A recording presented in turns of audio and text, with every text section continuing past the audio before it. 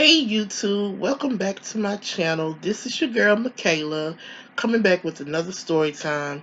I figured I did so good yesterday, which I was supposed to post this video yesterday, but I got caught up in writing my book that I was supposed to be finished with a long time ago. But anyway, that's besides the point. This video is pretty much just going to be very lengthy in nature, so if you are not about long story times or things like that, I understand because it's not for everybody. But this story time is going to be explaining how I survived childhood molestation and being gang raped at the age of 14. So I hope y'all are ready, and let's get into it. So as far as the childhood molestation, I can remember it as early as maybe I think I was probably about 7 or 8, and it was my adoptive cousin. Now his um his excuse for it was we're not blood related, so it don't count. And basically I never really understood because as a 7 or 8 year old, the only thing you're interested in is going to school, doing your homework, and coming home and probably playing Super Mario Brothers and things like that. But it never really panned out that way. I never forget the first time he touched me. Um, he was supposed to be helping me with my math homework because I never really was that good at math. To this day, I'm pretty, unless it deals with money or anything like that, I'm still not really good at math or when it comes to cooking, you know. But yeah, he was supposed to be helping me with my math homework. I'm sitting at the table, and he was like, "I'll be right back." So he left, and he was gone for a good little minute. Then he came back in some basketball shorts. Now, anybody that know basketball shorts back then was kind of short, very thin in material, and I had on a yellow and green sundress that I wore to school. Um, And I never forget, he came and he was like, "Are you ready for your math homework? Are you ready?" And me not thinking nothing of it, I'm like, "Yeah, sure."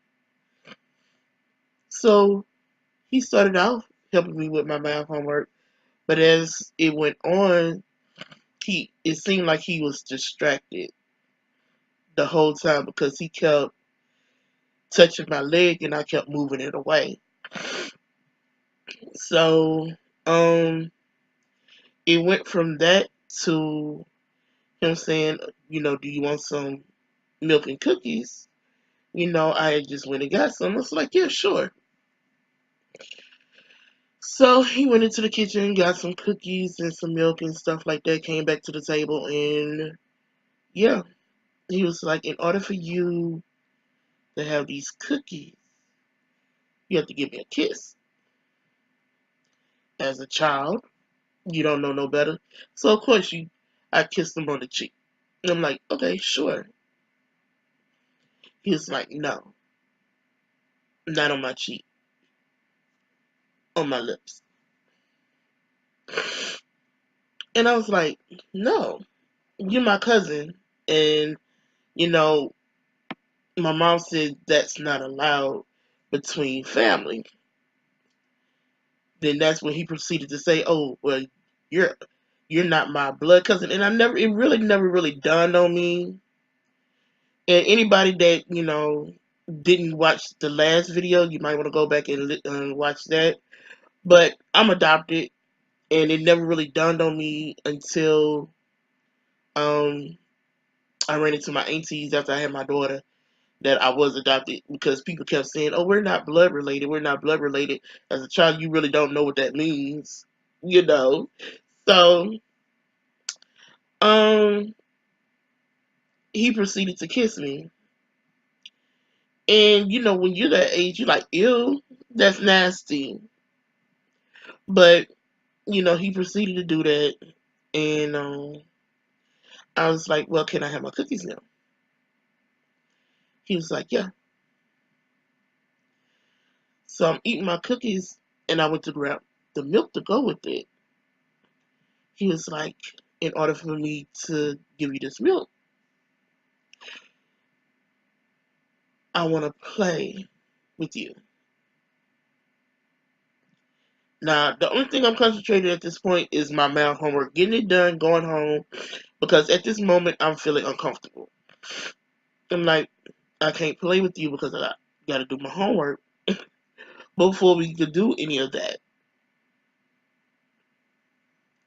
So I guess he found it funny because I didn't know what he was talking about. And he was like, "No, I want to play with you down there." Now, at this point, my brain had checked out, and a little piece of me died that day because when you're that age, the last thing that's on your mind is pretty much, somebody touching you inappropriately. You're 7 or 8. That's something you should have to,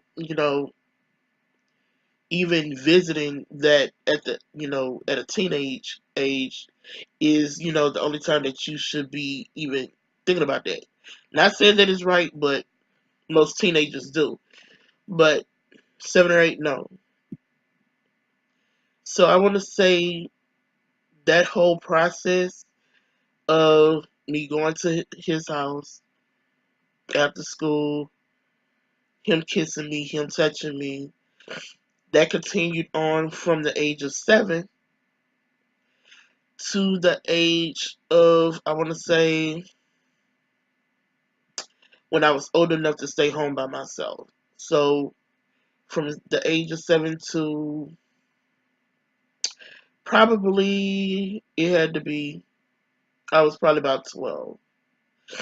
And then my mom was, gave me a key so I could come straight home and stay at the house. But in between that time, he was touching me, he was fondling me.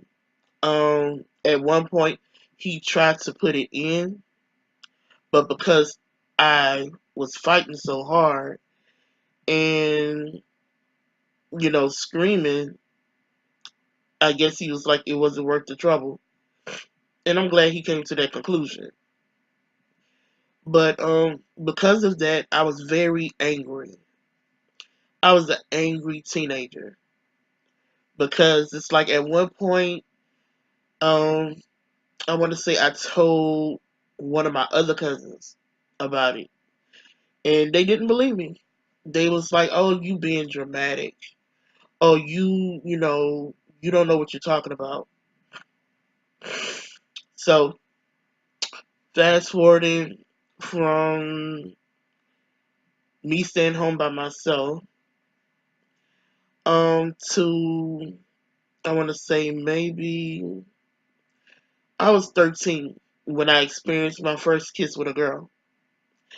And it felt so right. It felt natural. I was like, okay, this makes me happy. But then, being the child of a Southern Baptist, you're always taught anything that feels good is a sin, pretty much. From anything that you drink, anything that you eat, whatever the case may be, is a sin. So my best friend at the time, we were in the 8th grade together. And, we were secretly dating. And she kissed me one day after school, and I wasn't expecting it.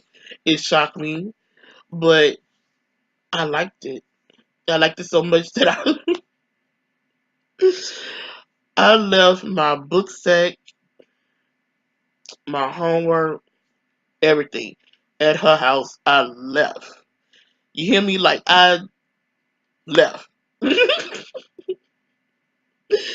So basically, she had to bring my stuff to the bus stop for school the next morning because I was not going back. Even my mom was like, "Well, where's your homework and stuff?" I was like, "Oh, I left it at." I'm not gonna say her real name. Oh, I left it at Jessica's house or whatever. So she was like, "Okay, how you gonna do your homework?" I was like, "Oh, I did it already." But I didn't feel good, so I ran home and I just told her to bring it home. I mean, bring it to school the next morning because we pretty much walked to school anyway. But I felt good about it. It felt natural. It felt normal, and I liked it. She liked me. Um, I think it was a phase for her, but not really for me. So that was at the age of 13. Now fast forward into when the gang rape occurred. So me and my mom had been getting into it back and forth. I had just turned 14, just started the ninth grade. Um, my dad that was in prison had stopped reaching out to me, which made me kind of angry and resentful. So it's like a lot of stuff that I was going through at that time, it was kind of just running into each other. And so my best friend at the time, um we were going through the same changes. Like she was staying with her grandmother that was constantly always antagonizing her. I was staying with my mom that I felt as though was picking on me because I was not like other kids. I've been battling my weight all my life. So, she would always get on my time about, my eating habits and stuff like that, losing weight. And I just felt defeated. So I think it was school had just started and she and I had been plotting to run away, because she had like a older boyfriend or something like that that she was seeing at the time. And she was like, "Okay, Monday I'm gonna get him to come meet us at the park and we gonna go to his house and we gonna stay with him." So, we went to school like it was nothing. I walked to school with her that morning. And before, I want to say right when the bell had rung to go to the first period, yeah, I remember all them periods, which I'm not really understanding why they have to be all these different classes. And you pretty much stay in like an hour of class or something like 45 minutes of class or something like that. It didn't make sense to me because I'm like, more books to carry or whatever. Anyway, so we left. I didn't even take none of my books out of my locker. I just had like a change of clothes in my book sack, which my mom never knew about. Um, and my cell phone. So we left. We walked to the park. We chilled there for a minute. Um, and we just chilled. And then her boyfriend pretty much drove up. Now we were 14. He was 18 or 19, I want to say. And I'm looking at this dude. I'm looking at this dude. I'm looking at her. I'm like, dude, he old enough to be like your oldest brother. Like, what is you doing? She was like, oh, don't trip. That's my baby. Y'all know how, Chrissy from Dumbo and Chrissy. be sitting up there to my, oh, that's my baby.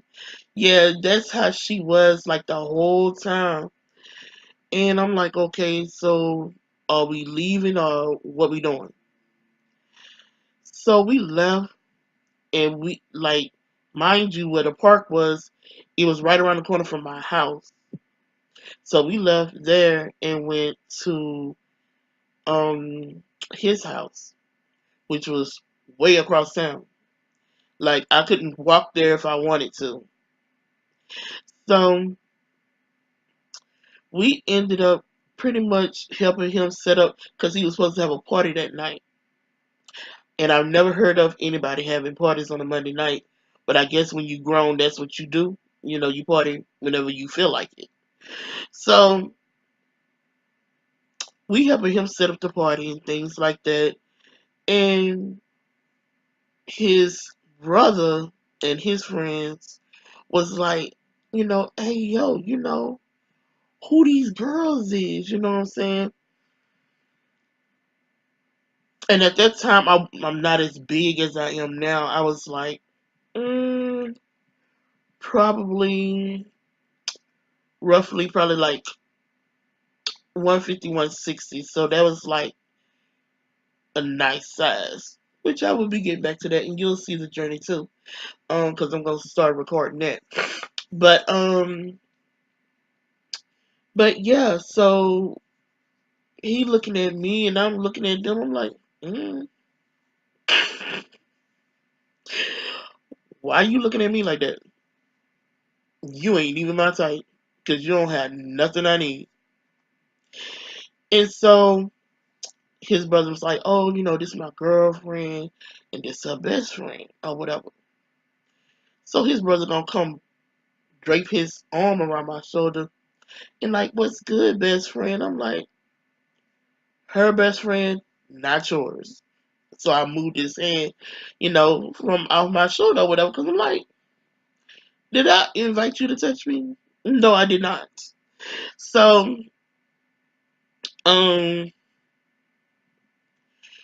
I thought everything was cool because they ended up leaving and we stayed at the house. And so he showed us where we were going to be sleeping at, which at the time I thought was the guest room. Turned out it was his room. And he was like, y'all could sleep up in here with me. I'm like, yeah, with you. And at that time I had seen different movies and things like that where, people was doing things, together. Now I know it as a threesome. Um, so I was like, is he trying to set us up for like that type of situation? I'm like, okay. I was like, I'll tell you what, he had like a sofa or something in his room. Sorry, y'all. He had a sofa or something in his room. And I was like, I'm asleep on the sofa, y'all sleep on the bed. Yeah, y'all do that. So I want to say that night, we had the party, we had fun. They had like crawfish and stuff like that, seafood boil type scene. So the next morning, when I woke up, brushed my teeth, um, proceeded to go in the kitchen to get me something to eat, and his brother and his two friends came in the door talking and laughing and stuff, and he was like, oh, what's good, best friend? And now this is one of the reasons why I would never, even in a known environment, will I ever like do anything with my back turned towards an open door. Because I'm sitting up there, I'm trying to fix me some cereal, and I'm chilling. I'm pretty much sitting at the island, the little counterpart, and I'm chilling, my back towards them and everything. Next thing I know, one of his friends put their hand over my mouth while the other one is pretty much picking me up off the bar stool and laying me on the floor. Now at this point, it's a struggle because I've heard about situations like that, but not really thinking that that would happen to me because I'm like, who would want to do anything like that to me? Like I'm a chunky little, you know what I'm saying? Chunky little dark girl, from around the way. And most times I wasn't looked at twice, so I didn't really think about it. But I guess because it's one of those situations, you want what you can't have, and so that was the situation. He wanted something that he couldn't have, and I remember one of his friends holding down my arms, the other one's holding down my ankles or whatever, and he proceeded to take my pants off. And at that point, it wasn't easy to take my pants off because I think that was during the time that Dickies was real popular. So I was rocking, nothing but Dickies or whatever. So it was a struggle in itself trying to take it off because it was tight. So the only thing I remember before blacking out was him saying, "Oh, you thought you was funny, huh, last night, bitch?" And he pulled my pants down, and the only thing I remember was the burning sensation that went through my body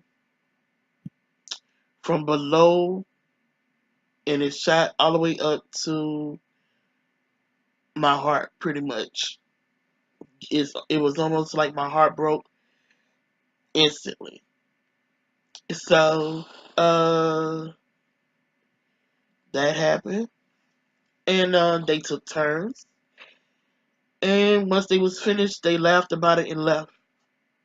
And the whole time I remember in my head I was screaming for my best friend, but nothing was coming out my mouth. And even if it was, they was too busy in their own world having sex or whatever with the music blasting and things like that. And at the time, when I told the story for the first time, they was like, "Do you think your friend set you up?" Could have been. I don't know. And I probably would never know because we're not friends now. Um, but what I do know, I was forever changed from that day. And the only thing I could say is most people that go through stuff like that, they will either become very promiscuous or they will kind of shut down from the world. And I think I was the one that shut down from the world. Excuse me, y'all. I'm back. But yeah, I think I just turned into a monster, pretty much. I had met this guy after that. Everything had happened and stuff like that. And he was a sweet, gentle spirit, you know. He was the first guy that I willingly uh, gave myself to. And we stayed together pretty much until we got married. And, he took care of my daughter, which was a product of the gang rape or whatever. And he took care of her like she was his, like no problem. But I want to say I hurt him a lot because I really didn't know how to love because love was one of those things where, like, what is that? I didn't experience it. Didn't expect him to understand what I was experiencing until I think we had sat down and I told him about what had happened. And then he kind of better understood. And that's why I feel as though he loved me the way that he did. But, I want to say, I appreciate him for that because it was like, it's not easy loving somebody that's damaged to a certain degree to where they kind of know what they're doing, but they don't know what they're doing. They know that they're hurting you, But they like, well, shit, I was hurt, so that's why they say, hurt people. It's true. It just so happened that I found somebody that was willing to coexist within that hurt and help me try to fix it. Because I feel as though when you find that one that's willing to change for and things like that, that you will. And I think, he was that person that I was willing to pretty much give up a lot of ways for. Because I want to say he was served a bad hand, you know, but he still loved me anyway.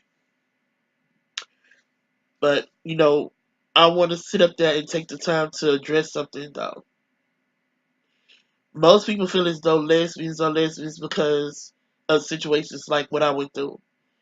As you clearly heard me say earlier, I had a girlfriend in the 8th grade, and it had nothing to do with me being molested or me being gang raped or anything like that.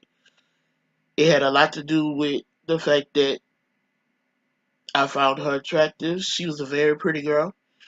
And I ain't gonna lie, women are a beautiful thing. You know what I'm saying? So just because a woman goes through a tragedy like that doesn't mean that they will end up becoming a lesbian. Because they have a lot of women that go through what I went through and they become prostitutes for men, or they just run through men and don't care. So I need for society to stop putting that stigma on survivors of sexual assault at a young age, thinking that that's the only reason why they turn to lesbianism, as I call it, because it's not true. So, I want to say maybe when I turned 21, that's when I was old enough to experiment and figure out whether it was a phase or not. And come to find out, it wasn't a phase. Women has been my weakness for a long time. I was even infatuated with my childhood neighbor that stayed behind my house. She was so beautiful. You know what I'm saying? But as I said, as a child of a Southern Baptist, I was scared. I'm like, man, I'm going to hell. But then I was like, well, if I'm going to hell for one thing, I'm probably going to go to hell for another. Because, yeah, I wasn't living right no matter what I was doing. So I just want to say to anybody that experienced what I experienced, it's not your fault. You could have been walking around naked. It is not your fault that men do not know how to control themselves. It is not your fault that men feel as though your body belongs to them because you're a female. And they always go back to saying, oh, Eve was made from Adam. So you pretty much saying Eve automatically belonged to Adam. And that's what these men that prey upon women are pretty much saying to themselves every time they, without permission, do things to women. That's something mentally. That's something that is in them, and society excuses it. Oh, well, he's a man, and a man is going to be a man regardless of. No, bump that. We need to start holding men accountable. Women, y'all are not excused either, because all these news reports that I'm seeing about teachers sleeping with their students and things like that. Any adult that violates a child needs to be dealt with. Period. Point blank. Period. You know what I'm saying? And so I would not be giving nobody no free pass. The whole R. Kelly thing, I'm not gonna give a free pass because he was wrong too. You know what I'm saying? I understand that he was a product of sexual assault, I think, but so was I, and I did not grow up touching on nobody or violate nobody. I grew up and turned my tragedy into a triumph because every experience that I went through, I wrote about and I put it in my poetry books, which are available on Amazon, by the way, if you want to cop that. I'm just saying. But but yeah, we're no longer gonna be excusing adults, men or women. It's bad enough we have a sexual predator in the freaking White House that I ain't even gonna say what I want to say, but I feel as though this hopefully this year and next year will fly by, or hopefully he's impeached by then or arrested by then, and we can just get him out of there because never in my life, and I'm 38, I'll be 39 in August. Never in my life have I experienced such disrespect in society as people. I grew up in a time where everybody looked out for everybody. But somewhere along the way, I don't know what happened to where people felt as though history had to repeat itself. But we need to stop because nobody's going anywhere.